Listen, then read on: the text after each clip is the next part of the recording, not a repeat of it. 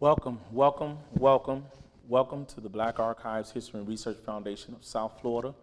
My name is Timothy A. Barber. I'm the Executive Director of the Black Archives, and we're live here at the Black Archives Historic Lyric Theater, a theater that was built in 1913 by Black businessman Jeter Walker here in Miami's Overtown, which was known as Color Town when the city was incorporated in 1896. We're certainly proud to have this group of panelists that we have here. We're certainly glad that you have joined us today. I certainly first want to give thanks to our founder, Dr. Dorothy Jenkins Fields, and our board chair, Mrs. Patricia Jennings Branning, and our board of directors here at the Black Archives.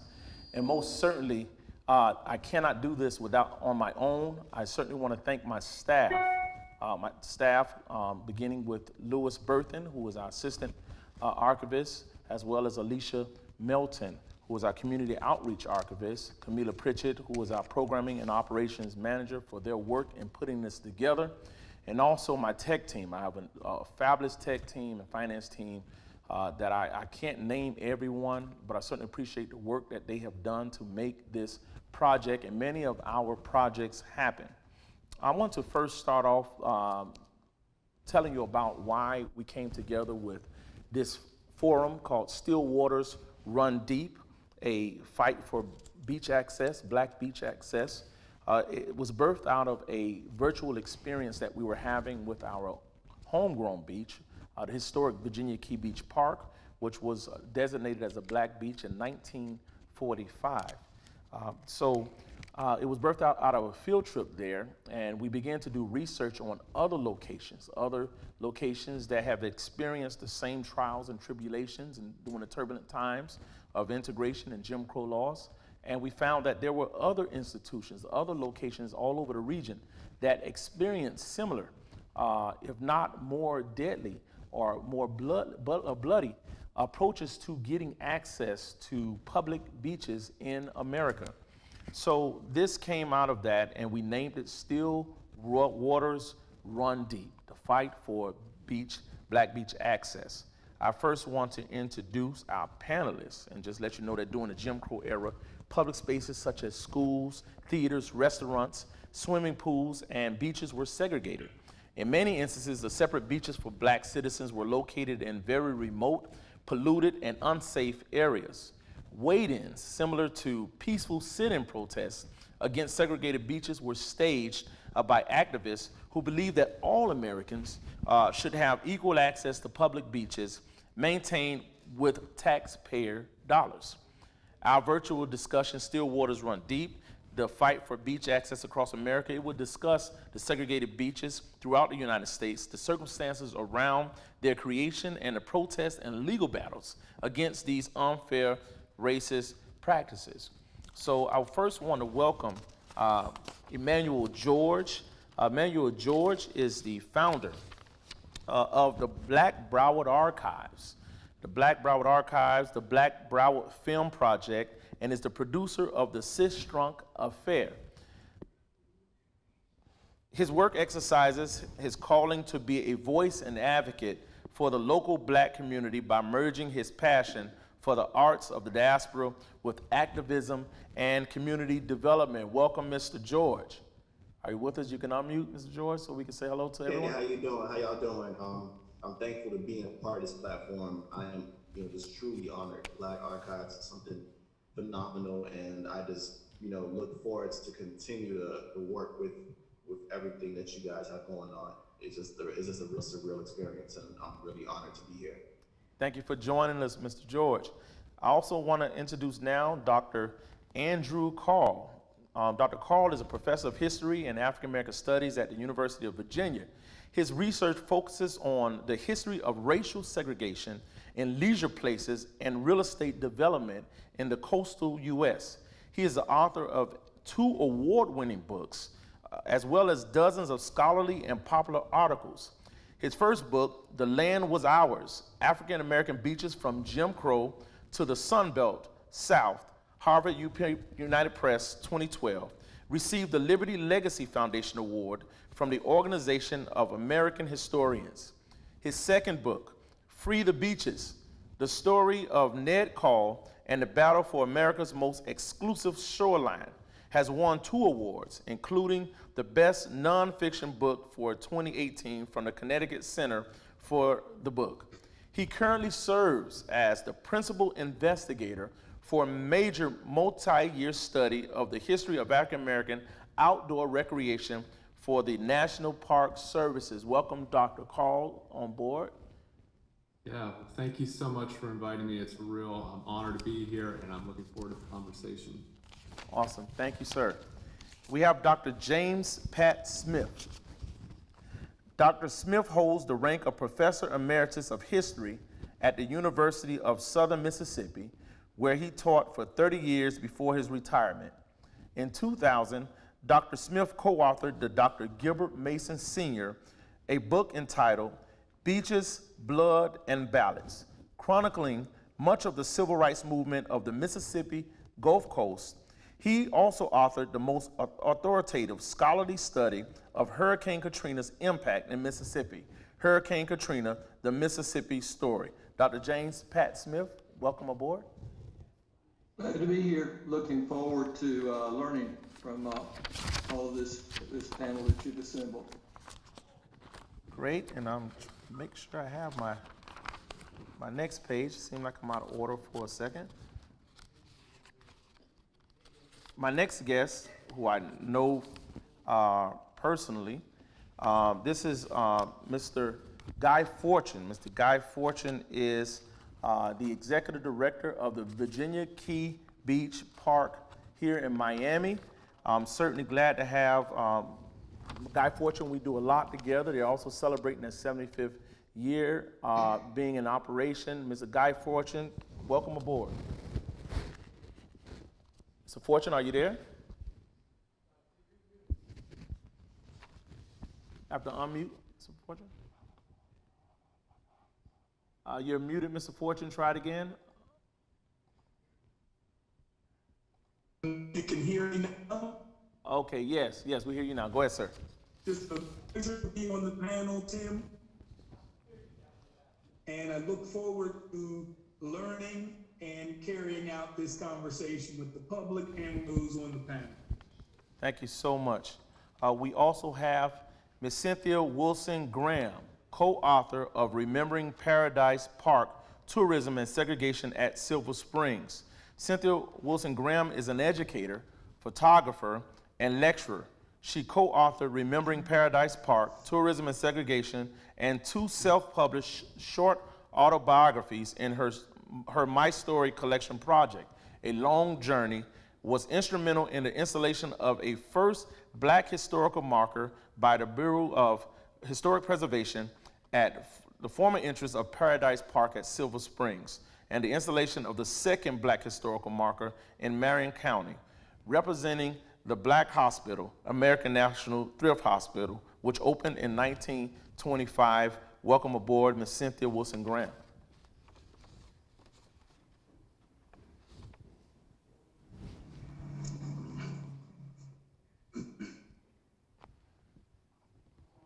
Need to unmute, Ms. Graham? There we go. Good afternoon. We look forward to the conversation. All right. Thanks for being here. Thank you so much. Next, we have Bishop James Black. Bishop James Black is the pastor of Faith Tabernacle of Praise in Biloxi, Mississippi. He is a community leader, activist, and a veteran. During the civil rights movement in the 1960s, he was a member of the Student Nonviolent Coordinating Committee and the Southern Christian Leadership Conference, leading sit-ins and working alongside Dr. Gilbert Mason Sr. in a series of Wade-Ins, the most notable being Bloody Sunday. He was a marcher at the March on Washington, and right now we just want to welcome Mr. Bishop James Black. Thank you, glad to be here. I might add that my primary involvement was with the NAACP as youth president. But I'm glad to be here. I'm glad to listen to all the other sources from different parts of the country. Thank you. Thank you so much for joining us. And now we have Ms. Erin Blankenship. She is an award-winning curator and the deputy director of the Florida Holocaust Museum. In her current role, Erin oversees the museum's public and educational programming, including the management of its challenging schedule of incoming and touring exhibitions and public programs. Additionally, she has curated dozens of original exhibitions, including the award-winning Courage and Compassion, the Legacy of Biloxi Brothers and Beaches. Welcome, Ms. Erin Blankenship, to the panel. I'm so glad to be here. Thank you so much for having me. I'm looking forward to the conversation. All right, thank you so much. Thank you so much. So, we're going to look at this thing from a chronological. Did I forget anybody? I believe I got everyone. We're going to look at this from a chronological standpoint, in a sense, noting, and I'm going to, no bias. I'm going to open discussion with Mr. Guy Forchion. Mr. Guy Forchion, let me start a screen share here.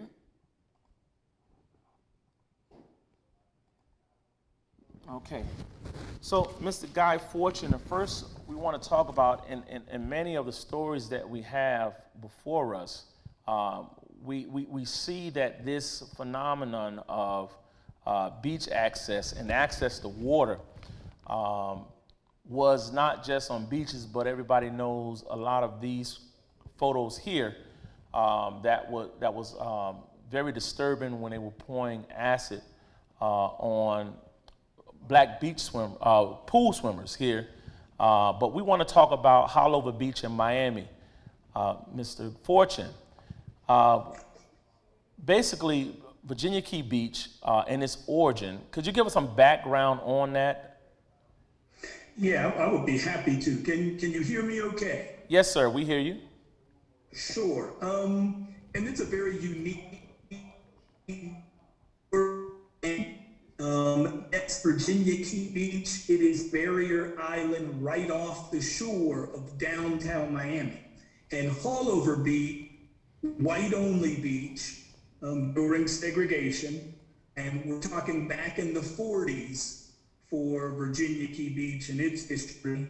And a wade-in was conducted by some Black veterans, by the NAACP, local NAACP, where a wade-in was conducted into the ocean, and that forced the powers that be at the time to move more rapidly in creating a colored-only beach. Now, to the key, that island is right off the coast again of Miami Beach, South Beach, and the city of Miami. And when this took place, it was a county park and turned into a city park in 1979. To quickly move through the chronological story, I mean, I can't begin that without talking about D.A. Dorsey, Dana Dorsey, Miami's first Black millionaire. Came down with the Flagler Railroads, made a great success of himself. And so really the story starts with Fisher Island.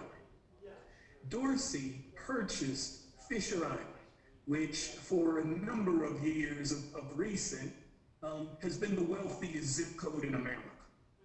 It is still only reached by a ferry right off the south end of South Beach in Miami. And so he captured this property for African Americans to swim at the beach because there was nowhere that they could go. He was forced out of ownership of that property. It says he sells it to Kahrl Fisher, who then, and the Vanderbilt family. But there are also other stories that he was forced out, and it wasn't a matter of he could not pay the taxes on the property. This is Miami's first Black millionaire. But what it did do, we're talking late 30s for that. And so that left a void. And a lot of African Americans then went to a colored-only beach, and these are all unofficial places in Broward County. And it is said there was an incident that Dade County's Black community needed to go ahead and create its own beach in Miami. And so the powers that be at that time, a commissioner named Crandon, and there is now a Crandon Beach that sits right across Bear Cut from historic Virginia Key Beach. But Crandon Beach and Crandon moved forward with plans for a Black beach, for a colored-only beach. Those plans weren't moving fast enough for the Black community, and that spurred on the wade-in. And just like today, Miami was a tourist location, and to not have bad press go out around the country, there was not violence. Those who marched onto the shores of Holover Beach and into the water were not arrested. And they repeatedly went into the water, waiting for the sheriff to arrest them. And they did not, because they did not want that type of press come out of South Florida, which was very unique and very different than many other situations with wade-ins and sittings. And so it really did fairly rapidly spur on the creation of the beach. That wade-in was earlier in 1945, in May. And by August 1st, the beach was designated. But also, and you said some important things when you started, Tim, when you talked about unsafe, being very remote, no public funding. This was unique in that there was some funding to start off the property. And we're talking about very modest wooden structures, but there was no access to the location. There was no bridge. There was no way to get to the island but by boat. And so for 2 years before the Rickenbacker Causeway was created, there was only access by boat. After that took place, it became one of the most popular spots and really a sanctuary for the Black community. To move through Rapid, it was county property until 1979. integration of other local beaches really didn't take place until 1961, 62. So it was a very early effort, brought on largely by the NAACP and by veterans that came back from World War II and demanded equality. And so that double victory, as it was known, victory abroad and then victory back home for rights for African Americans, for the Black community, did take place and did create Virginia Key Beach. And so this place, after 1952, a series of hurricanes hit the property, as they do in South Florida, destroyed the wood buildings, but in 1952, 1953, concrete structures were created, a historic carousel, a mini train ride, cabanas, concession stand, literally the separate but equal almost took place at this property. And that was pretty rare at that time. And so when beaches integrated, folks stopped going to Virginia Key Beach.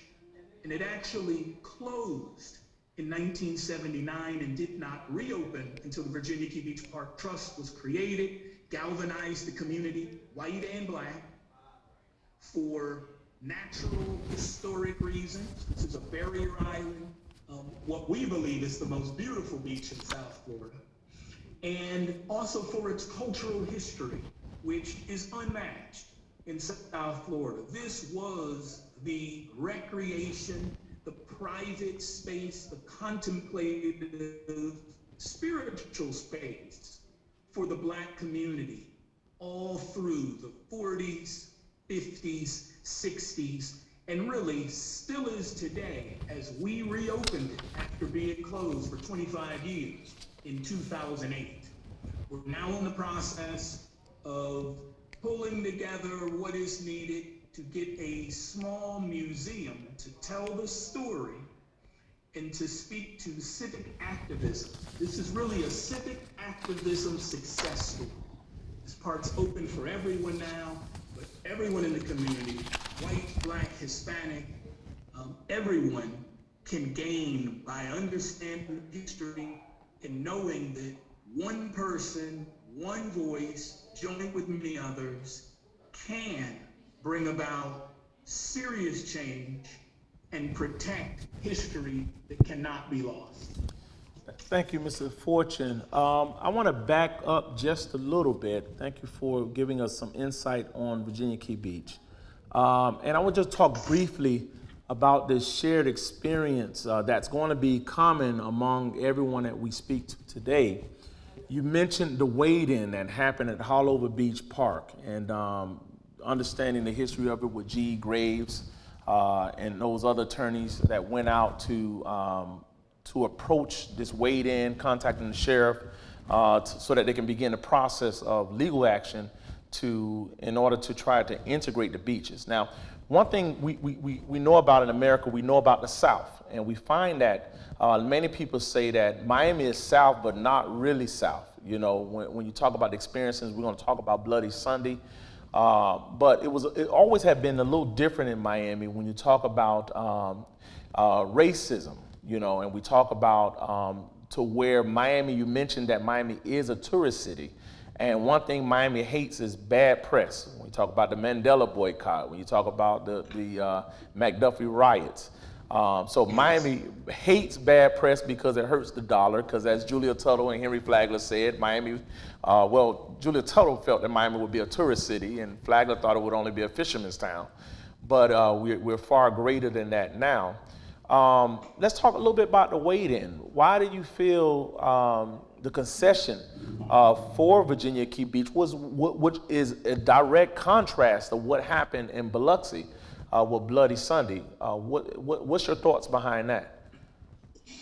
I have a lot of different ideas of what made that happen. We had a Black community at that time. And I don't know how this factors in, but you know, this town was settled, built by Bahamians largely. And then you had a lot of African Americans from the deep South that came further south, from Georgia, from Alabama, places like that. So you had a mixture of who was here. You had Bahamians that had a different thought process than the traditional African American Southern experience. And I think that weighed in a little. Dorsey was from Georgia, and I think it was just a matter also of organization and cunning.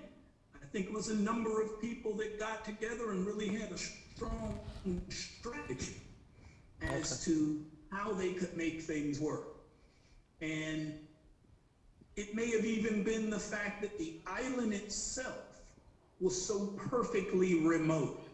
Fisher Island, and some just geography.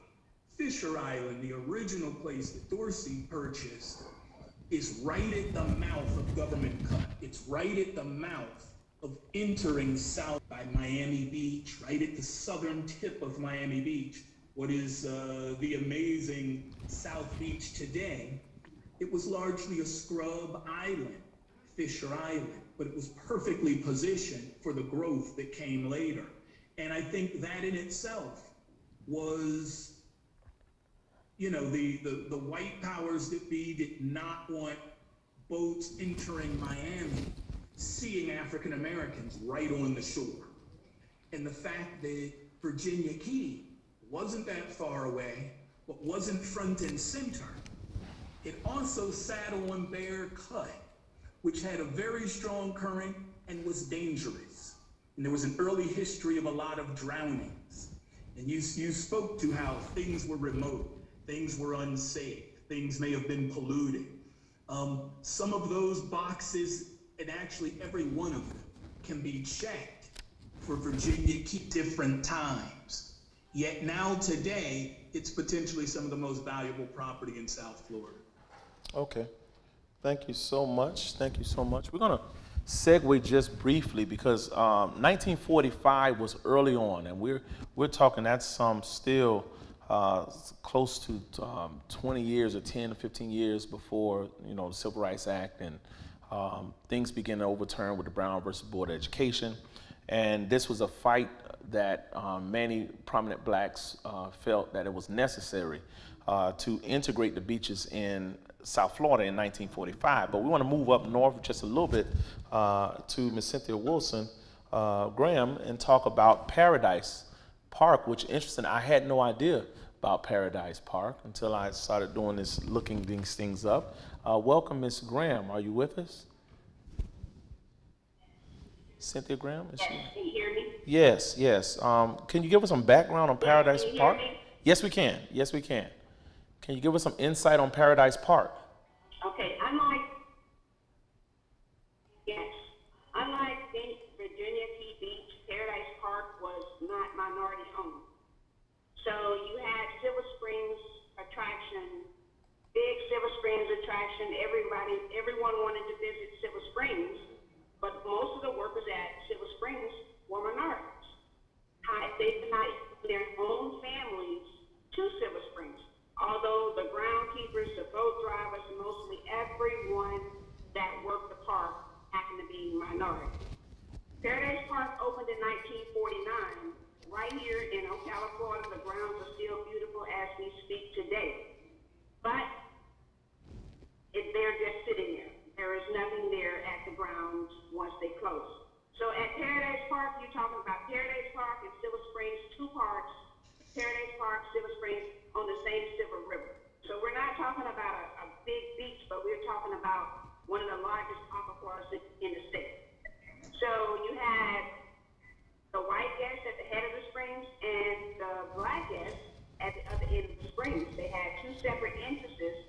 However, they used the same boats to ride on at different times. They used the same campgrounds at different times. They had hundreds and hundreds of people that visited Paradise Park. But unlike the white guests at Silver Springs, the guests at Paradise Park had no hotel accommodations. What's unique about Paradise Park in 1927, that same grounds was originally opened by M.R. Porter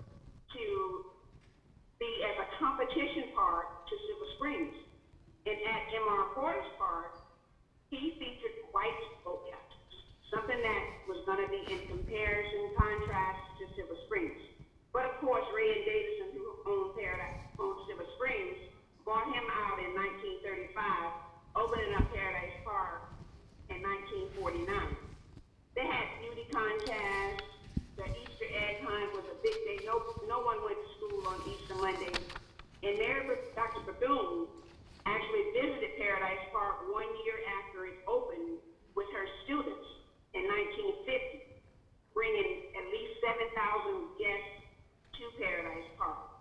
Keep it in mind that they had no hotel accommodation, so these individuals had to sleep at the grounds, sleep on the buses that they traveled in, or sleep at someone else's house. Although the grounds at Paradise Park and Silver Springs were different, they had similar amenities at the park. They had the boat rides, they had the Ross Allen Reptile Institute, where you would have different snake handlers to handle the snakes at Ross Allen, himself would handle at Silver Springs, and then they had different individuals at Paradise Park. And this was all during that same segregated era of Jim Crow, but this was a place off the beaten path that you could go without, being humiliated about the situation for going to the park.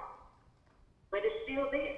It still exists. It's not in the Green Book, like some places are located in the Green Book. Paradise Park is not located in the Green Book, but some of the hotels are. Okay.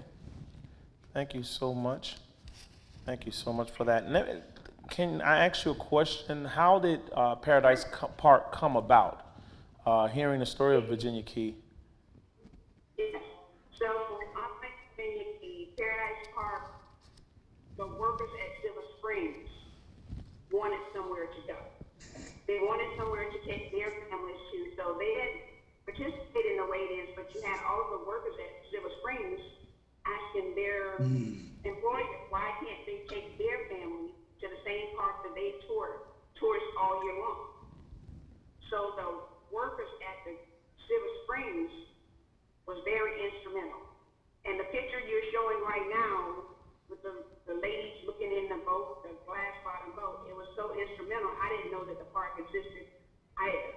I had been to Silver Springs numerous times, never knew that Paradise Park was right up the river about 3 miles south of the head springs. And some of the boat captains that drove for the park just retired. They drove over 50 years at Silver Springs, and they just retired. And they still live in the community.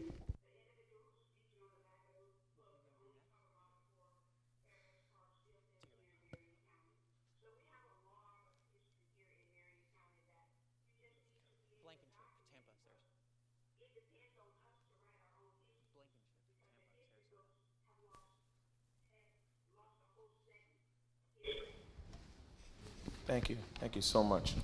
We're going to keep moving, and we're going to come back. A lot of these locations, we're going to ask questions that relates to all of them. I want to transition over across to Tampa, I believe, with Miss Erin Blankenship, and definitely want to get your take on what was happening in Tampa as far as the integration of beaches. Right, so as part of my research, because our exhibit was on the civil rights movement of Tampa Bay, I focused on St. Petersburg's beach, which was Spa Beach and Pool, downtown. It's right next to where the pier is now, the brand new pier. And I also focused on Lido Beach in Sarasota. So I know Mr. Forchion talked about, this visibility issue with, beaches here in Florida being tourist attractions. And so both of the communities that I focused on absolutely took that into consideration. In St. Petersburg, there was a beach for the Black community. The Black community under Jim Crow was located very close to downtown, and so the beach was located just south of downtown in an area called South Mall. And if you've ever been to St. Petersburg, it's now Demon's Landing. It was, similar to other areas with Black beaches where there was garbage and leftover trains from the railroads that were, no longer in service in the area, very dangerous. And so in 1955, a group of 10 African-American community members from the Community Civic Coordinating Committee attempted to gain access to Spa Beach, and of course were turned away. The police were called and they closed the beach. But ultimately, their goal was not to actually gain access that day. They were expecting to get shut out so that they could pursue legal action, and so they did. There was a court case filed with Dr. Alsop, a community leader in St. Petersburg, and 6 others against the city, and the court found in their favor, citing the 14th Amendment, but of course the city appealed, saying it wasn't a 14th Amendment issue because they were operating the beach as a business with the city's inhabitants as stockholders.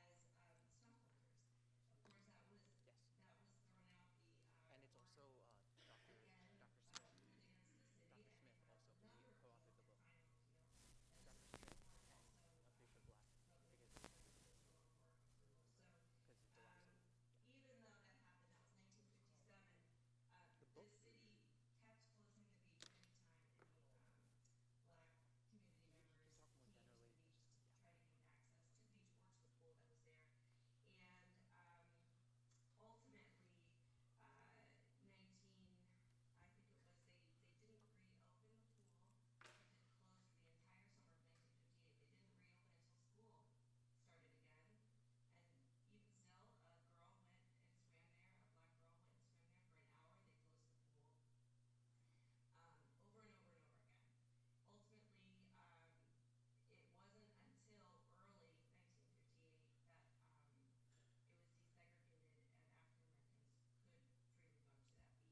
could freely go to that beach. In Sarasota, there was absolutely no place for Black community to swim. As a matter of fact, I was told that from community members that instead of a beach or any sort of freshwater situation, they would swim in what they called swimming holes, which is where rainwater would collect, or there was a well-known abandoned railroad tanker car that would fill up with rainwater, and children would swim there. So absolutely horrible conditions.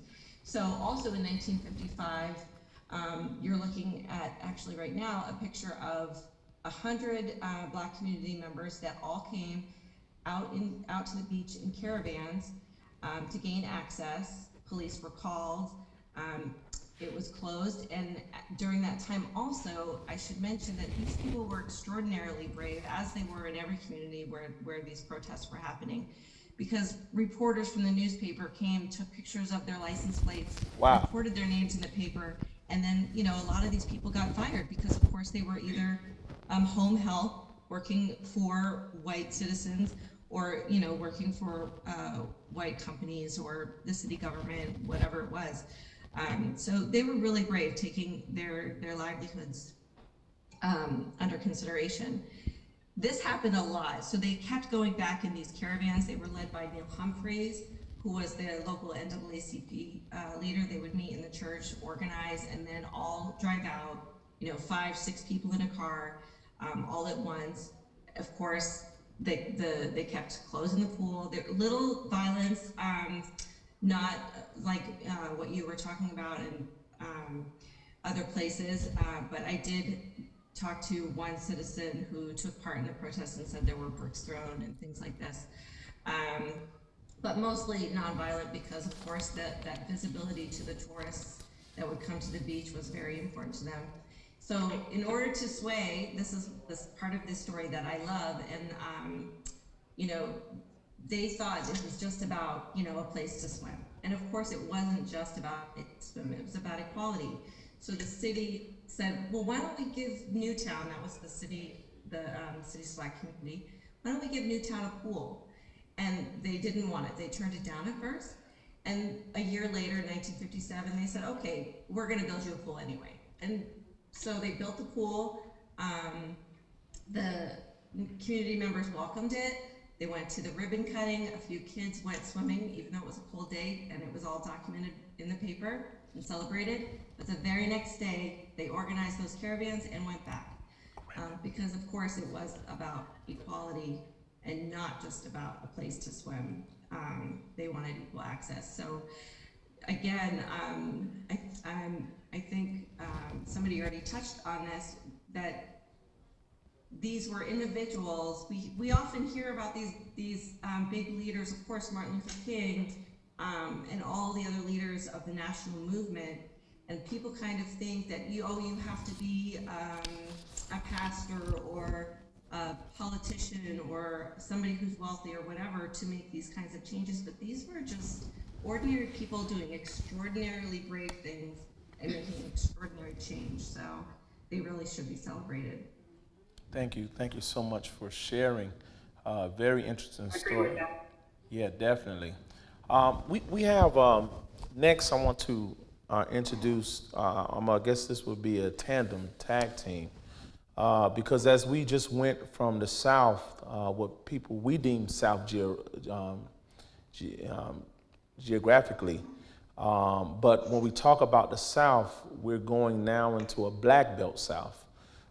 As we want to introduce at this time Bishop James Black as well as Dr. James Pat Smith to talk about what was so interesting about this is when I read about the integration of Biloxi Beach, it was it was very horrific to know about this thing that happened to the people there who were just trying to be peaceful. So we want to welcome, and I understand, Bishop, you were present when all of this movement was happening there in Biloxi. Can you set the page for us, set the atmosphere as to what was happening during this time as you were trying to integrate the beaches there? Be glad to. The picture you see here was the beginning. Dr. Gilbert R. Mason, gentleman in the middle there, he was our civil rights leader, moved here from Jackson, Mississippi. This was before the Wade-Ins started. Dr. Mason started all by himself. He went down the first time in 1959. If you moved from 1959, the planning went for about 2 or 3 years for the community to go back to the beaches.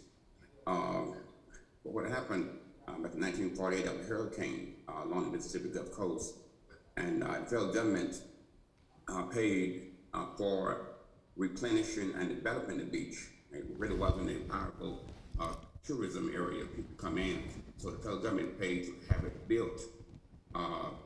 And those who lived along Highway 90 in Mississippi and Biloxi, Port on the Gulf Coast, the homeowners north of Highway 90 claimed the property on the south part of Highway 90, where the beach was. So in 1961, 1960, I should say, we went on the beach on the east end, if you will, and there we were met by, it seemed like it was zillion, but I don't know, 200 or 300 whites who armed. That picture there is 1963, so let me go back to the other picture. That was in 1961. This is the Bloody Sunday picture here. And we say bloody, we mean bloody. Some of it was mostly teenagers, but there were quite a few adults there as well. And the adults suffered most of the beatings and bleeding. One person who passed, Mr. McDaniel, was beat so bad, his wife finally fell over him in the sand, and all around his head was blood. And so they had chains, they had carjacks, you name it. And the main part about it is that they knew we would be there. The police were in cahoots with the citizens there. They knew we would be there, and they were prepared to bring as much violence as possible. That night there was shootings in various communities along the coast, but we did not win on that day, but we did express our concern about our inability to go to the beach. We went non-violently. This was the NAACP branch in Biloxi. Without giving out the race was the president. We went back again deliberately and planned action in 1963. I not long had come back from the March on Washington when we had this beach Wade-In in 1963. If you look there on that picture, I'm the little skinny leg guy with the cap on. All right. My hat on, carrying the flag. Right in front of me is Dr. Mason in 1963. As you see, we did have one white priest, Episcopal priest, pastor that came down with us, and the majority of the people in that picture there are teenagers. This time in 1963, we were better organized, and the purpose of going then was to get arrested. We wanted to get arrested so we could have because I was a young kid and I didn't understand all the logistics, but the idea was to get arrested and file a lawsuit, and it ended up going to the U.S. Supreme Court. We were loaded to the back of an 18-wheeler and carted off to the county jail. We spent the night there. The next day, I was in high school then. Missed my classes the next day, but I was kind of glad to be out of school. Well, we had a wonderful opportunity then to go to the U.S. Supreme Court in 1968. They ruled in our favor. All the beautiful sand beaches you see there are man-made. We have 26 miles of man-made beach in Mississippi. Beautiful beaches. It is a tourism area too, but at that time, the white majority didn't have the mindset that they had in Miami, as the gentleman said, regarding tourism. They just wanted to get black folks off that beach. And the audacity for those who live on the north side to claim the south side of Highway 90 as their personal property was too much for us to take. Now, as many of us who were there, this picture here, that's 1961, and we're running now from the beach. You can see a white boy there with an instrument in his hand right here.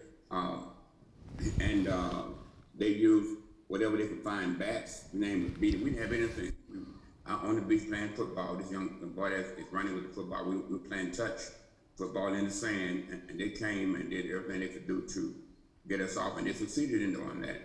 But it did not deter us from going back again 2 years later in '63. And subsequently, we were successful at integrating the beach. Our beaches are not as pretty as those out in Florida. I've seen those. We have an island, a barrier island out there that doesn't allow the pretty water to come. And here you see the 18-wheeler we were loaded in the backup. Dr. Mason's car is to the right of where I'm sitting. That's the lighthouse behind there. They set Dr. Mason's car afire. He had a 1959 Blueberry that he allowed me, without driving license, to drive down to the beach and bring some little teenagers down, and they set his car afire. And you see another car, they turned over some cars. But there wasn't any violence in 1963. We were just arrested. But look at the cops on the back of the 18-wheeler van, the trailer there. They tried to close the door on us. They tried to shut us inside that hot 18-wheeler and lock the door. But I was surprised with the men in the van. They pushed against it, and they did not allow them to lock that door on us. We thought they could have driven us anywhere to the Gulf of Mexico, but they did not allow them to lock that door. And we were driven over the Gulfport to the county jail and booked in, etc. So that's kind of the foundation of it all. And so there are a lot of other parts that goes to this. And Dr. Smith has some of those that he got from Dr. Mason. But that was the primary thing. It was a very, very bloody Sunday in 1961, but didn't have the bloody same kind of reaction and violence in 1963. So if I can interject with Dr. Smith, hearing that story from what happened from Bishop Black, what was the difference in your research that you found in the two moments of trying to integrate the beaches there in Biloxi? I would start by contrasting what we've heard about some of the things in Florida. This movement that we're talking about in Biloxi, Mississippi, was a movement to gain equal access to the whole 26 miles of beach. When state authorities came to pay a visit to try to intimidate Dr. Mason in 1959, they said, well, couldn't we arrange a separate place for black people to go? And Dr. Mason's response was, no, that's not going to work. well, how much of the beach do you want? He said, all 26 miles, every damn inch of it. And he had quoted that quite often when he spoke to black audiences, but it's right there in the Sovereignty Commission files, also documenting his attitude, which was this beach was constructed with public money. And regardless of the claims of the property owners on the north side of Highway 90, just north of the beach, their claim was that they had anybody that's on that beach in front of their property is trespassing. So in 1963, they're really trying to get arrested for trespassing. But there's a really quite a complicated legal strategy that when I began digging into it, it really amazed me at how creative people were in attacking this problem. The riot occurred on the instance of really the third Wade-In. First Wade-In in 59 got an arrest but no charges. Second Wade-In got a one person charged, Dr. Mason, but in Gulfport they had a number of people turn up also, but the city of Gulfport was smarter. They didn't arrest people. If you arrest and you take them to trial, then they're going to go to the Supreme Court with all of this. And so Biloxi's civic officials were not that bright, I think, to anticipate why the arrests were needed. And so they responded in very violent ways. Whereas in Gulfport next door, they're more, how would we say, passive. They look more like Florida people. We're going to remove you from the beach, not charge you, so you don't take us to court. But in 1960, the When you bring in Dr. Kahrl, you can talk about the North and Ned Coll.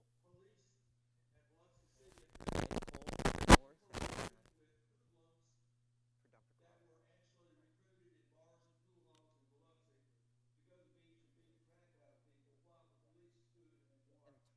And he can talk about the North, and you can like ask him about Ned Coll and like the North, just so we can get a little bit in there. Ned Coll. It should be in the background. He can speak about it because he wrote a book on it. It would be Connecticut. Yes.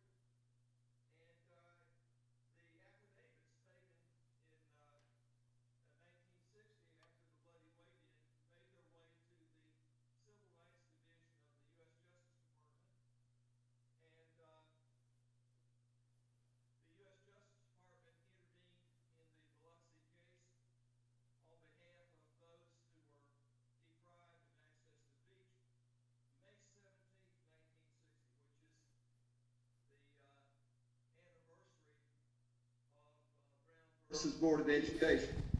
So it's a stunning federal intervention, the first federal intervention to challenge the Jim Crow practices of the state of Mississippi. And from there, this went into federal court. It's also interesting to me to just note that the federal courts were very slow because of segregationist judges like Judge Sidney Mize and Judge Harold Cox. The lower level judges were men who were recommended to their positions by the Mississippi white establishment, all segregationists, and in particular, at the time, the chairman of the Senate Judiciary Committee in Washington was James O. Eastland. So you ran into a string of trial-level federal judges who were as segregationist as any of them came. The only difference is they wore black robes instead of white robes. Wow. And so their strategy became to slow this down. In the federal case, there were around 200 delaying motions of one sort or another that the state of Mississippi thought of, and Judge Mize, and then when Judge Mize died, Judge Cox, everyone you could think of to delay, he granted delays. And so that stretched this beach case in federal court out for a long time. The 1963 Wade-In happened out of frustration with that strategy in federal court. They were just going to try to wear people out. And so the idea was, let's get arrested on a local charge again and get a state court case going. The belief was that you could go straight to the Supreme Court from, if you went through county court and then to the state Supreme Court, you go straight to the U.S. Supreme Court and get a faster resolution off of a trespassing charge. And so the 63 Wade-In was designed to get that trespassing charge. As it so happens, Reverend Black pointed out that it took until 1968 to get a federal appeals court to rule that the beach is open to everyone. It took until 1970 to get the U.S. Supreme Court to return people's fines and bail money back to them by vacating the trespassing charges from 1963. So the state of Mississippi is fighting all the way. And these activities really became central to organizing voter registration for the time in Mississippi. This is before Freedom Summer. Several years, voter registration exploded. City government was changed in Biloxi based on the strength of new black voters in the city of Biloxi. And so school desegregation, first school desegregation in Mississippi came in Biloxi. And of course, Dr. Mason and Mrs. Natalie Mason were both instrumental in helping people who felt strongly get organized to do what needed to be done. All right. Thank you so much for that conversation. I want to, I was initially going to segue to speak about the Fort Lauderdale Beach integration, but this was so in-depth and so deep.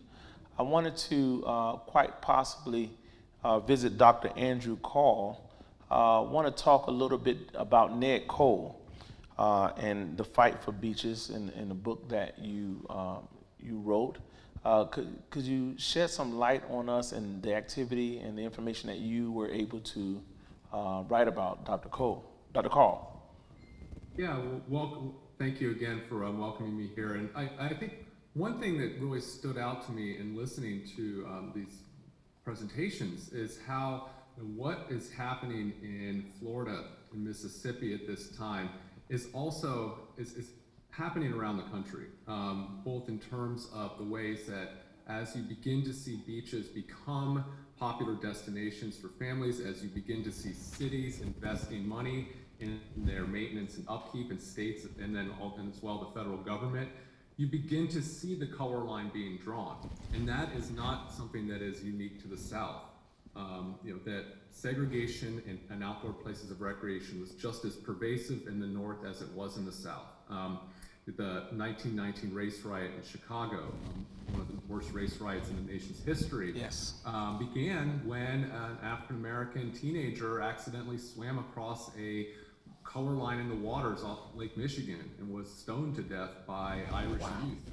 That sparked, again, so this was happening around the country, as was the struggles of Black communities to both claim, secure, and defend places of their own, and then ultimately fight for full desegregation.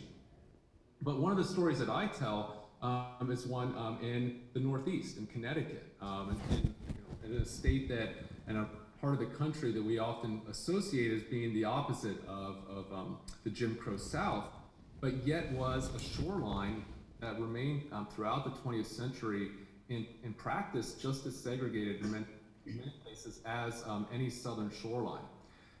But it was segregated in different ways than you would find in states like Mississippi and Florida, not necessarily by statute or ordinance that explicitly barred African Americans' use, but rather by residency requirements, privatization, private clubs, private gated communities, and wealthy towns that had public beaches, but they were public only for the residents of those towns. And those are also towns that often work to limit the presence of African Americans through zoning ordinances, through restrictive covenants, and other measures that made these areas unaffordable or inhospitable to African Americans. And so this, again, in the 1960s and 70s, as we're seeing Wade-Ins unfolding in places like Biloxi and in Florida, in the Northeast, for African Americans living in cities like New Haven, Connecticut, or Hartford, Connecticut, or New York, they would find that for them, the beach was often just as inaccessible, but yet there was no whites-only signs.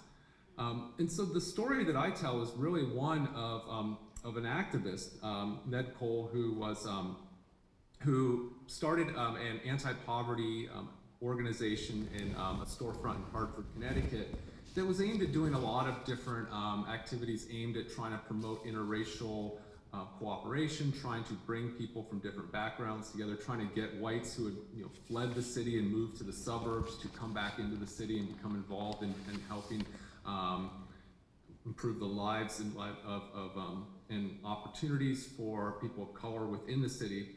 And at one point, he came to see how one real area of deprivation for the African American community in this and many other cities was during the summer, where Hartford, like many other cities, had really disinvested in its public parks and playgrounds as whites had moved out of the city and into the suburbs.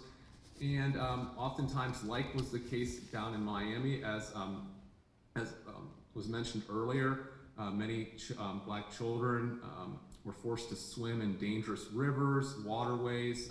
Drowning deaths were an annual problem each summer. And so one of the ideas that he came upon was, why don't we rent a bus and bring kids down to the state shoreline for a day at the beach, seemingly an innocent amusement. And and this was something that those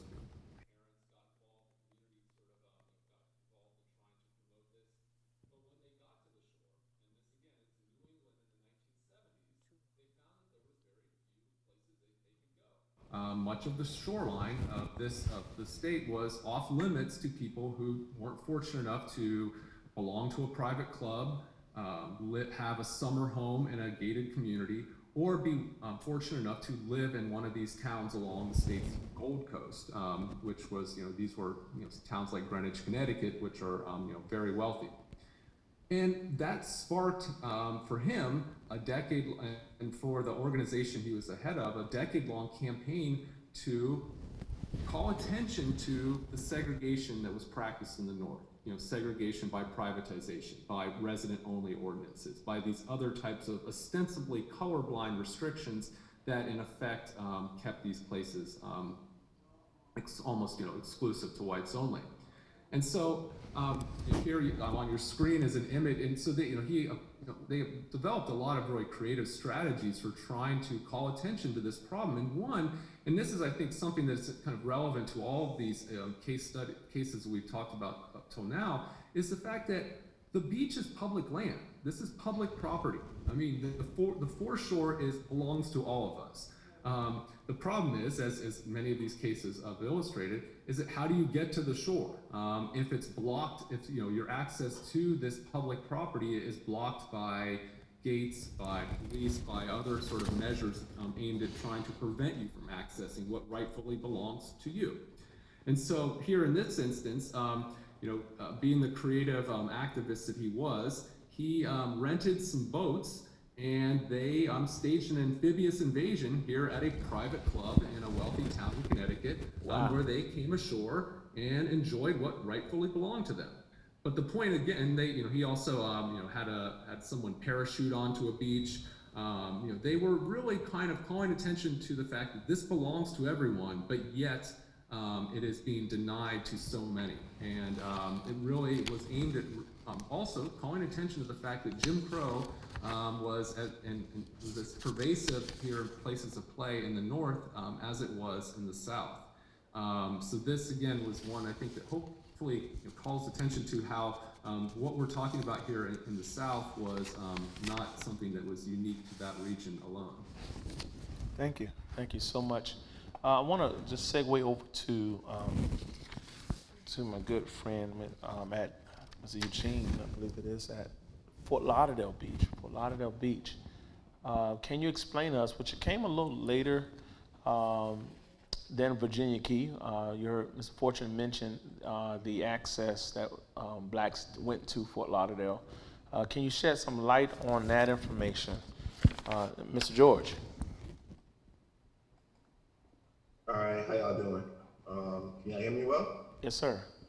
Okay, so in Fort Lauderdale Beach, you had two prominent people. You had Von D. Mizell from the NAACP, and you also had Miss Eula Johnson, who was looked at as like the Rosa Parks of Broward County. And these two individuals basically spearheaded the movement for desegregating beaches in Fort Lauderdale. And this was something that was a lot of work that was put in from the NAACP, from Eula Johnson's phenomenal organizing work. And there was also, to even segue into Fort Lauderdale Beach, you had a black beach in Damien Beach.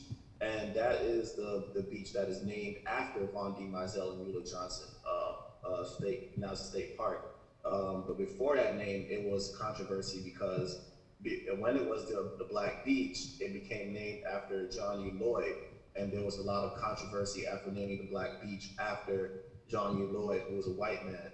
And but then recently, a few years ago, it became the Von D. Mizell and Eula Johnson State Park. And with the Black Beaches, in Dania Beach, the Black Beach, you had a lot of people in Broward, because Broward is like fragmented into like 3 areas. And I like to say this based on the schools, because you had Blanche Ely High School in the Pompano Deerfield section. You had Dillard, which was in the central Fort Lauderdale section. And then you had Addis High School. Now it's a middle school, but that was the South Broward section. So you had people throughout Broward County, South Central and North, and it was a very social spot for people to hang out in. And and also giving credit to Mizell and Eula Johnson for spearheading that effort. So you had people hanging out, and you had to take the ferry to go there. And according to David Newby Jr., I mean, I'm 32 years old, so obviously I wasn't there during that time or have any honest recollection of it. But according to David Newby Jr., who is a Dania Beach native, he was telling me stories based on my research about how they would take the ferries, and if you missed the ferry, that was it. You kind of had to stay overnight at the beach.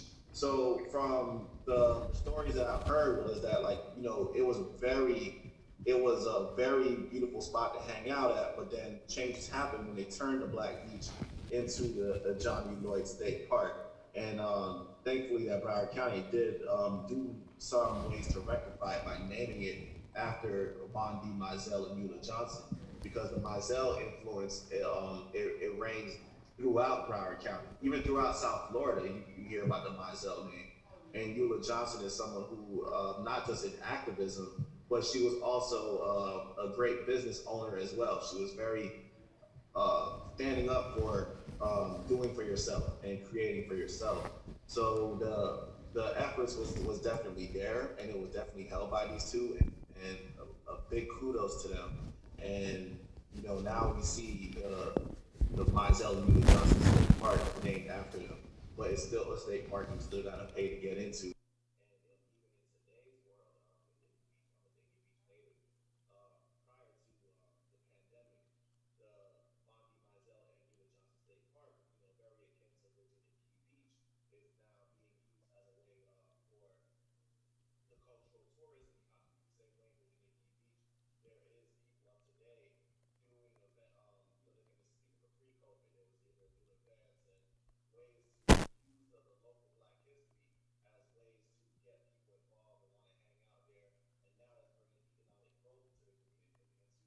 Virginia Key Beach. It was something that they were doing at the Black Beach, Mizell Eula Johnson State Park. And they were doing events. There was from parties and different concerts and things of that nature. So that's something else to highlight, is also how the history, the Black history, is using as a way for the cultural tourism economy for the future.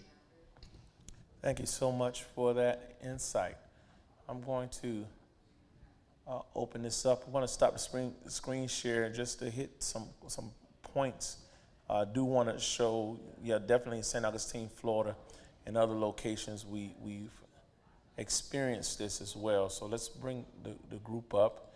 Got a couple of questions. I'm going to leave it open for anyone to answer these questions. As we move, I think I need to unpin. Just give me 1 second with this technology of doing this. Okay. So, hearing all of these conversations, all of these experiences that we've all shared, some of the themes are common. Some of them have gone to the extreme. The question I pose is why do you feel that African Americans were denied access to a natural resource?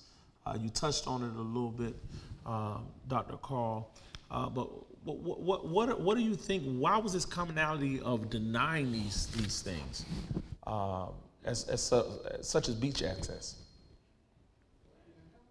One thing I can jump in and say, that one of the things that stood out to me in looking at the history of beach access and segregation is how, in many respects, it wasn't until beaches became this sort of popular destination and prized commodity for cities like Biloxi and along the Mississippi Gulf Coast and elsewhere that you began to see the color line being drawn. I found examples of African Americans talking about how before they made all those improvements to the shoreline on the Gulf Coast, that there was no color line there, that it was informally used by many different groups. So I think that points to the fact that a lot of this comes down to that sense of white, sort of white supremacy being sort of having that kind of these spaces where whites can claim them as their own, and the kinds of sense of superiority, the sense of that the public and public resources should be exclusive to whites is being exercised here. And it's as they became more coveted, then they became more exclusive along racial lines. Anyone else? Yeah. That's what we really, white supremacy. It's a method to create a separation and a control of what was coveted and to deny it to another group. Okay. Bishop Black? Yeah, in Mississippi, one of the problems was white men did not want black men interacting with their white women. That was a very prevalent issue, and it still goes on to some extent right now. And there wasn't an economic issue. As Dr. Kahrl said, at one point, it was just mud on the beach before they made it a sand beach. But black men and black females interacting with their children was something they did not want to accept. That problem, still have that problem to some extent now in Mississippi, and wow. The South and some other areas too. Wow. I think that's an interesting comment from Bishop Black. You have to remember that really Mississippi was the birthplace of the Dixiecrat Party. James O. Eastland and Fielding Wright, the vice presidential nominee of that party. And private papers and archives that I've looked at show that in 1948 there was a consistent strategy in black majority counties for white politicians to try to embrace this idea of miscegenation and use it as a tool to try to gain sympathy in counties that, if every black person in Harrison County voted, they would have gotten 20% of the control of the county board of supervisors. So in order to create an issue about black voting rights, you had to manufacture the issue of fear of sexual encounters on beaches between black people and white people. And so I think you're coming out of that. In 1958, a black man was lynched in Poplarville just a few months before Dr. Mason launched his campaign. The lynching was based on charges of a sexual encounter with a white woman. She later took it back. He was dead, but then she changed her story. But so you had a lot of tension around these issues, and there were other court cases in Mississippi that were kept in the public mind all through the 40s and the early 50s that gin up some of this racial fear that where you can't manufacture political fear. I'm not afraid of 20% of my supervisors being black, but hey, if you're talking about somebody swimming with my daughter, I might be gotten roused up about that. Yeah, definitely. And so, yes, ma'am. I agree with them, and in Ocala, in Florida in general, we know that swimming in the same waters was a problem, and we did have beaches here, smaller beaches, swimming holes, in addition to Paradise Park, but Paradise Park was just a place chosen to go because of the amenities and things like that. But I'm told once the park closed in 1969, the swimming stopped as well, which means they integrated Silver Springs and Paradise Park, which means they could swim together. To eliminate the swimming, they stopped swimming altogether. Wow. So I also wanted to, I'm sorry. Yes, go ahead. I also wanted to say it's like a damn if you do, damn if you don't type situation. Speaks specifically like looking at like the Broward County area. So like, when it was like we were fighting to desegregate the beaches, and it was like, well, we don't want your kind around us. But then also in light of the Black Beach and Daniel Beach, where the state park is named after, is also, well, these Negroes are also having a little bit too much fun, so let's kind of slow things down with them. I'm sorry, this thing just happened just now. But yeah, it's also just like, let's kind of slow things down for them. It's like, so it's like a damn if you do, damn if you do, damn if you don't. So it's like, okay, but we don't want you near us, but then if you're doing too much and you're having too much fun, these Negroes start to feel a little bit too good about themselves. Let's kind of like find ways to halt it, so let's turn their beach into a state park where now, you gotta, it's a little bit more private access now, you gotta pay for things now. Kind of similar to what happened not too far from the beach at Addicts, when it was a black high school where both weren't just going and becoming athletes, they were becoming doctors, mathematicians, scientists.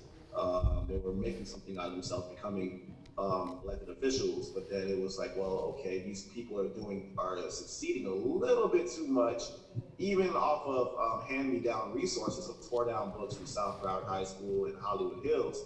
Let's make this a middle school, and then let's disperse them, throughout the county to make our schools, the white schools, a little bit more better, also while looking a little bit more progressive as well. So it's also like a damn if you do, damn if you don't situation. Can I just add anything? Yes. Jordan, The story. Yeah, go ahead. I'm sorry.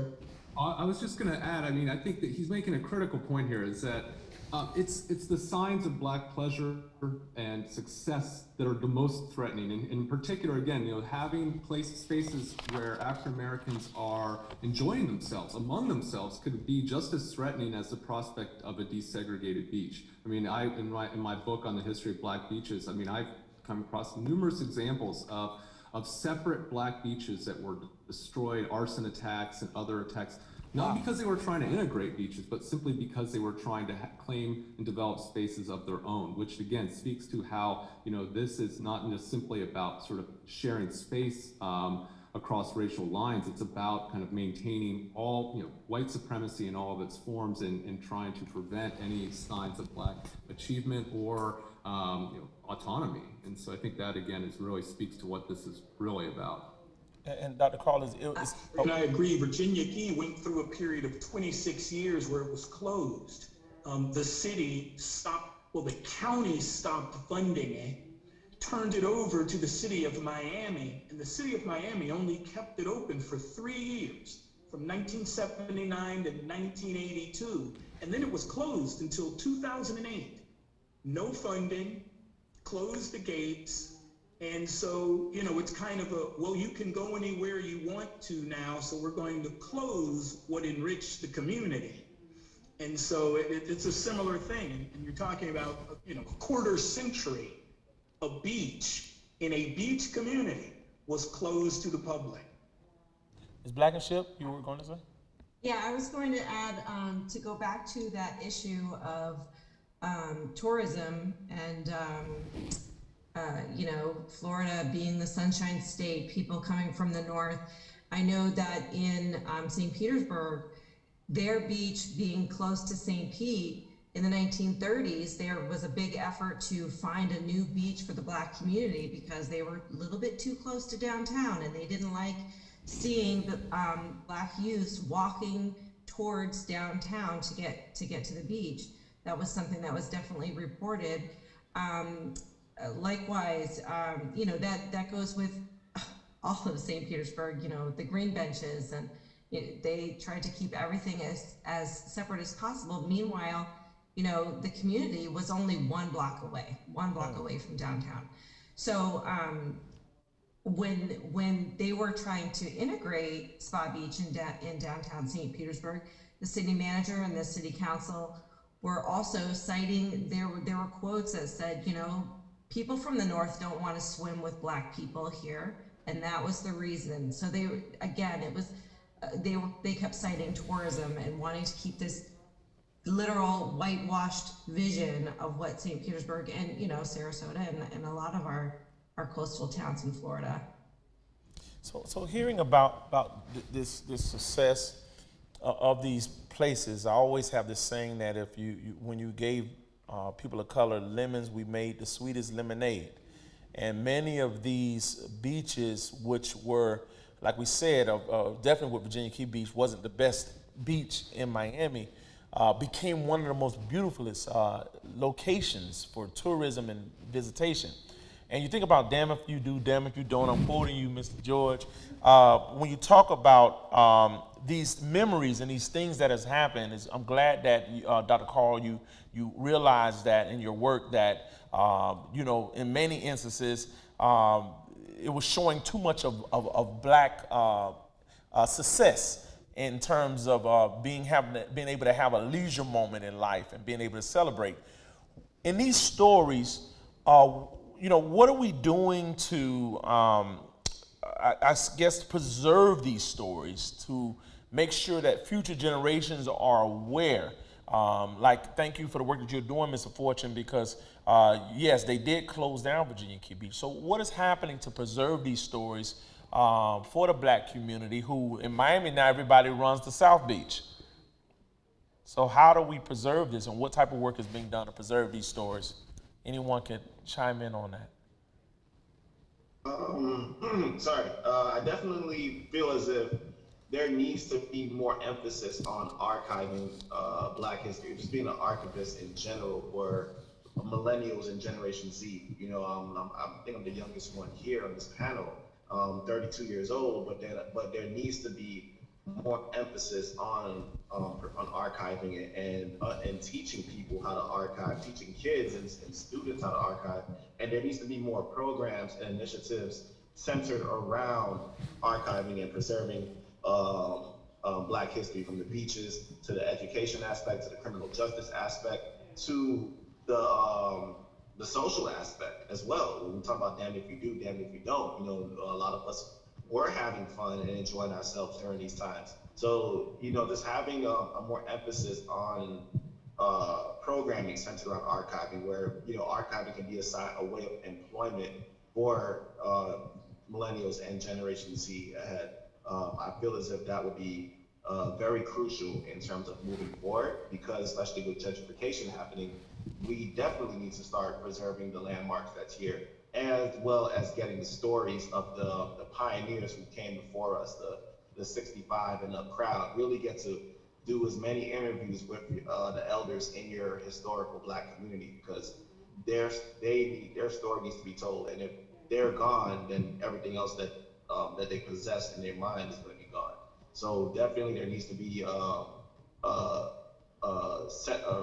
push for more archiving projects in South Florida, in Florida in general, but definitely in Broward County. We definitely need to have more emphasis on archiving, and that's something that I'm really pushing for.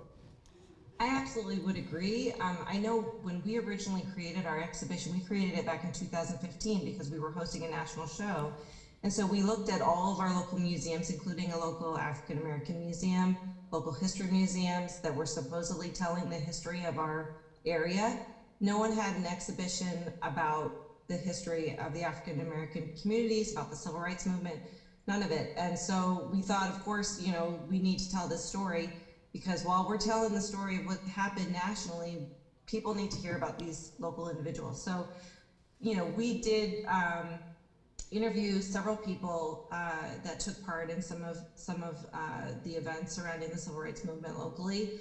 We have them archived at our museum and of course share them. But I know at our local university, University of South Florida in St. Petersburg and in Tampa, they have special collections focused on the local NAACP, as well as several interviews. And so it is happening, but it's very difficult because when we were researching with individuals within the community, there also was no effort. So as a museum, as an exhibit, it's a visual media, right?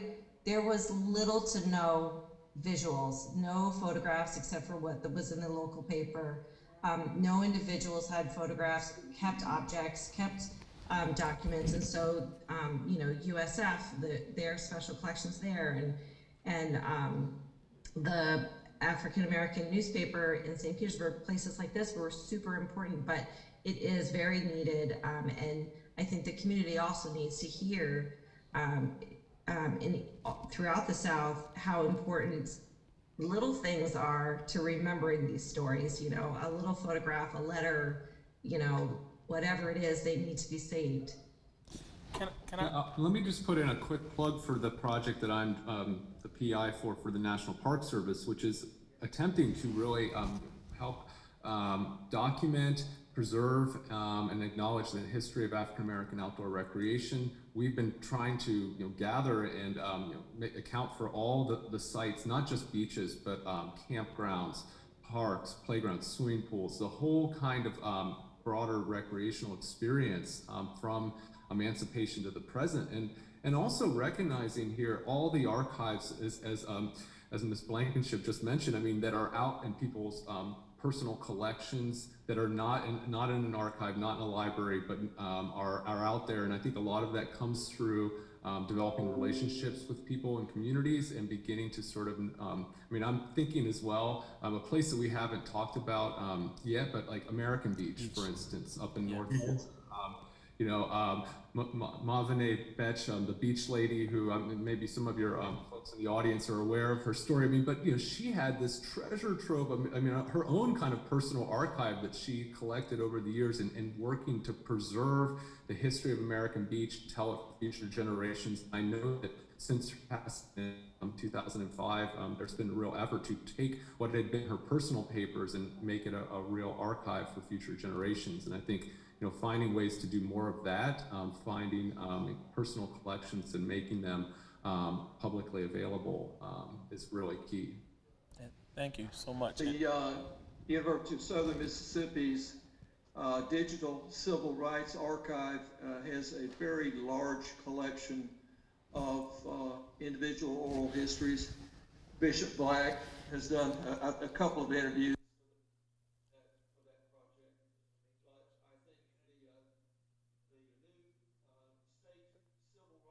In Jackson is outstanding, and that has evoked a lot of the material culture that would have been lost if there hadn't been that state effort over several years to collect things that help people understand the struggles really in Mississippi that go back a lot further than the 1950s and 60s. So there are some assets there that are accessible online internationally for high school students. We have a lot of hits from high school students trying to write papers and quoting Bishop Black. Southern Black was a demonstration specialist. I can vouch for the fact that the oral history collection at Southern Mississippi is absolutely incredible.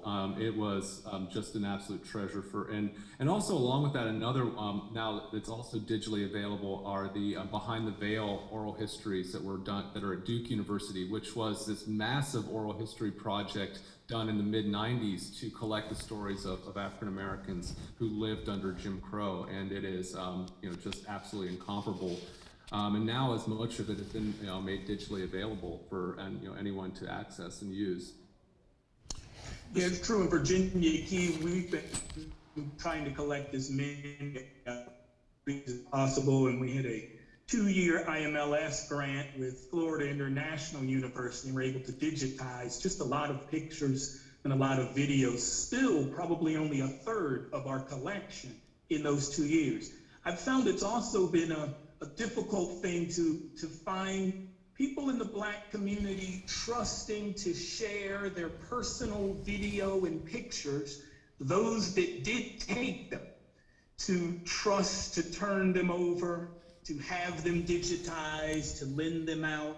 That's a difficult nut to crack. At sometimes you find people excited to share, and you find people who are a little wary. How's it going to be used? Where is it? And then you have the difficulties of just in the 40s, 50s, 60s, a lot of African Americans just were not taking many pictures at the same rate. They didn't have access to the cameras and whatnot house to house. Today, there are millions of cell phones, amazing pictures and video can be taken.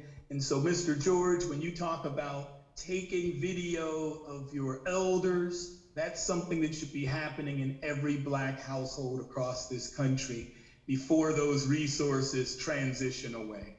Definitely, and I want to transition just briefly to Bishop Black, and being that your firsthand experience on these issues of integrating public beaches. Have you received an apology for Bloody Sunday, as well as what type of documentation, markers are there? Are things there preserving that existent what happened there in Biloxi? Yes, to your point on the first question, surely you just regarding an apology. I wanted to hear from you first, directly. Yeah, I'm trying to maintain my pastoral posture here. Yeah. No, of course not. Quite the contrary. But when Dr. Smith happened, and Dr. Mason Jr. and NAACP people do have some remarkable markers along the beach here. Matter of fact, right where the demonstration took place. If you ever come this way, the lighthouse is kind of a market within itself. That's where we, in 1963, where we were arrested. But yes, there are markers here, and there are some, if you will, some human markers as well. Many of the people that were there in 61, 63 passed away, but there are some that are older. And I like what my brother he said regarding taking pictures and taking notes, keeping the history alive with these that are still here, and trying to take pictures. I'm going to follow through on that. That's very, very important. Thank you for that. But no, there's no such thing. I was talking to the mayor the other day of Cocoa Village, and I asked him, was he part, you're not about the same age, was he part of the group that had the chains and the bars down? He said, of course not. I don't know why to tell the truth or not, but their parents and some of the people are still living, some of those who blooded teenagers, women, men are still living, and that's sometimes, I wonder sometimes is that one of them, and I'm not go somewhere, see them, they still have the same posture that they had then, not all, but many do. And so, no, of course, no, maybe after some future program, you might get an apology, but I doubt it. Wow. No, indeed. Well, definitely thank you. We have reached an hour and 10 or 15 minutes into our programming. I just do a round robin if there's any last words that you have to say about the project. I certainly want to thank everyone for participating. This has been a very fruitful discussion. And I hope that those that are listening will take this information and carry on the work that all of our panelists are doing to preserve the history of blacks here in America, because black history is American history. And this is American history that we're speaking. So I'm going to start. I see Ms. Graham has come on again. And I'm just going to do a round robin. Give me about a minute or so to close out whatever you'd like to say to our audience at this time. History is history, but we have to always ask ourselves, who is writing our history? That history that we're looking for is in the archive, just like you said, but it's not accessible to everyone. So just making history accessible, that's there, that's available, is beneficial to all of us, especially starting within the education system. Thank you so much. Mr. George. I definitely want to say we really have to bridge the gap between my generation and the generation that came before me. We really need to bridge the gap and really start building collectives or a true alliance, because, you know, folks are getting older every day, and we need to really get on one accord so that, you know, my generation can have the baton as well, and then we can really keep this preservation alive. So I definitely just want to say, you know, knowing your local black history is important. It's the same way when we talk about politics out. We're all good. Local black history, knowing about those that's in your backyard, was once an institution or a landmark of some sort. So I definitely wanted to say we need to bridge the gap, and this is a phenomenal conversation. I'm thankful to be a part of this panel, and may this continue to really create something really transformative, maybe an archivist collective or something where we can really just get to really getting our feet in the ground. I mean, many of us are already doing the work already, but just to get more of us out there to really be transformative for the next 50, 60, 70 years. Ms. Blankenship. I just wanted to say again that I'm really honored to be on this panel, and something I already touched on, which really is our goal as a museum, is to inspire people to make positive change in the community. That's why we teach Holocaust history at the Florida Holocaust Museum, and that's why we chose to have this exhibition, because these were local foot soldiers doing the work, and they were just ordinary people, sanitation workers, teachers, you know, doctors, people in the community that chose to stand up. And so we encourage people to be what we call upstanders, people who speak out against injustice, people who can make little changes, positive changes in their communities. And really, that's what we hope people take away from local history. Just as Mr. George was saying, it's really important to find out about the local community leaders that changed our communities and our cities. Dr. Smith? I appreciate the opportunity I've had to learn from everybody here. I would simply reinforce the idea of continuing to collect those interviews. In particular, the history of black institutions that may no longer exist, the history of the schools. There's a whole world of creative adaptations that black people made. Well, in slave times, they made very creative adaptations, but in the schools, there are things worth remembering there about how community was built. There are things that people of all colors need to know about how you sustain a community. And that's schools, that's churches. Bishop Black, do a history of your church. And the churches that people grew up in. Those are important institutions that you've probably got a lot of folks with gray hair who can give you some insights about how those institutions have been sustained over the years. All right, Dr. Kahrl?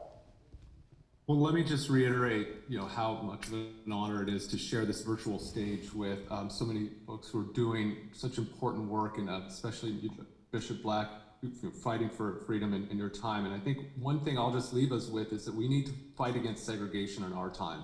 And I think, fight against the way in which public spaces have become resegregated, often through privatization, through disinvestment in public space, and remembering why public beaches, why public spaces matter. They're critical to a healthy democracy. If we're ever going to actually sort of, achieve a true democracy and equality, we need to have places that bring people together and places that are truly public. And I think this is something that is really under threat. And part of that involves sort of explaining why public space matters and the cost of racism to everyone. I mean, I just finished reading this incredible new book by Heather McGhee called The Sum of Us, talking about how racism just destroys everything in our society, and it hurts white people. People look like me, and I think that's where, again, we need to sort of begin to change the narrative here. And she uses the example in her book about how the fact that these southern towns would rather drain their swimming pools than integrate them. That costs everyone. It made for it damaged society as a whole. And I think this story here, the ones that we're telling here, are about that. How calling attention to the damage that racism does to everyone, and how we need to really invest in the public and why that matters. So, Mr. Forchion. Yeah, no, I mean, that mention of The Sum of Us, I've only listened to her in an interview, but it's something I've been on about it, even just in my last 20 years. I see how the entire country has hurt itself in trying to deprive people of color of fairness. For the beach park, for this history of control of public space, control of Shoreline in Miami, it's a real big deal. There is segregation through neighborhoods and the economy. Most of Miami is a seawall. And unless you mention on the bay or on Miami Beach, there are really very limited places where the public has access to a shoreline that is owned by all of us. And so that is something, the struggle for land and land use, along with sea level rise, which is changing the face of the shorelines, and now a second invasion of some of the more inland Black communities and communities of color are under threat yet again as the shift of the ocean comes up and the more valuable land is a little more inland. We're already seeing displacement of Black communities. And so there's a real fight on. And so keeping that front and center, collecting history, and I've been a proponent of just education. Kids have just got to educate themselves and ask why. Why is this how it is? And dig into the history of it, and you'll get a lot of great answers. Thank you. And last but not least, Bishop Black certainly would like to hear your close. I want to thank your organization, your foundation, for inviting all of us, particularly me. I've learned so much. I never thought about Jim Crow on the waters in other states, in Florida particularly, and up the East Coast, Connecticut. Then reminded that not just a Southern thing, it's kind of an American thing. And I've learned a lot, and I appreciate it so much for being part of this panel. And I hope that all of us will continue the good work that you've begun and don't stop. And Dr. Smith been a tremendous access to our community. One final thing, what we talk about today, there is a different, at least the southern part of our state, Mississippi, that's a different place now in many ways than it was back in the 60s. And things are much, much better. We still have some serious issues. We still have some closeted Klansmen, et cetera. But things are a lot different in Mississippi than it was many, many years ago. A few years ago, as a matter of fact. And so we invite you to come see us. That beach, thanks to Bishop Black, Dr. Mason, and a couple hundred other people, that beach is accessible 26 miles to the public. It's not covered up with development. Florida folks, we've got the beach. Water's not the beach is. Do you have the weather? Hot. So, listen, I am so elated and I'm so thankful that all of you agreed to come on board and share the work that you've been doing. It is great. A lot of times they say a prophet is not honored in his own city. We wanted people to know, not just in Miami, but in Biloxi and all the other cities, that this is not just individual thing, but this is a collective approach that many of us have to face and have faced. So I definitely want to thank you for everything that you're doing, and I look forward to touching back with you again. If you need anything from the Black Archives, History and Research Foundation of South Florida, definitely don't hesitate to call us, to ask. We'll help as much as possible. I certainly cannot accept any credit for this programming. It is definitely directly responsible is our archival department, and again, Mr. Lewis Berthen, Ms. Alicia Melton, some outstanding individuals that work in the archives that help put together a lot of the research here, as well as Ms. Camila Pritchard, our operations and programming manager, and our staff, our technical crew that's up top in the booth. I was able to broadcast from the stage of the Historic Lyric Theater here in Miami. So when you come to Miami, make sure you visit Virginia Key Beach, as well as come by and visit the Black Archives Historic Lyric Theater here in Overtown. So we have the weather, and Fort Lauderdale Beach is right down the road. So we definitely want you to go and visit Mizell Park. But we have the weather, and we're here, and we're certainly thankful for all of you that have participated with us, that has helped us. And we just look forward to seeing you again, and good luck with all of your projects. Thank you so much. And I look forward to Ms. Blankenship. As soon as things get better, I hope the exhibit will still be up, and I'll try to make my way out west to see what you guys are doing there. It is up. It had to come down because we had to return some objects. We're trying to get it to Sarasota with Newtown Alive down there, so we'll try. We're trying. It's online though. On our website, thefhm.org. Well, thank you so much for sharing that. If you have any questions, we were scanning the Q&A, trying to answer those questions. Please don't forget, you can email us and we'll forward the information out. If the panelists want to put their emails in the chat room, if anyone wants to make any contact, go ahead and do so at this time. We're thankful again, and everybody take care. And you can review this again on our Instagram page, as well as our Facebook page, as well as our YouTube page. If you want to watch this programming back, we'll share that link as well. Thank you so much to everybody. You have a nice evening. I know our time zones are different with some of you. We hope that we didn't dive too deep into your evening. We appreciate it. And also, I want to thank our sponsor, the Southeast Overtown Park West Community Redevelopment Agency, as well as Miami-Dade County, as well as our City Commissioner, Jeffrey Watson, for helping us with this programming and support, and the Simpkins Foundation. We certainly appreciate all the support and sponsorship that we receive to have these events. Y'all have a great evening. Have a great night. Good night from the Black Archives. Thank you. All right, y'all. Take care.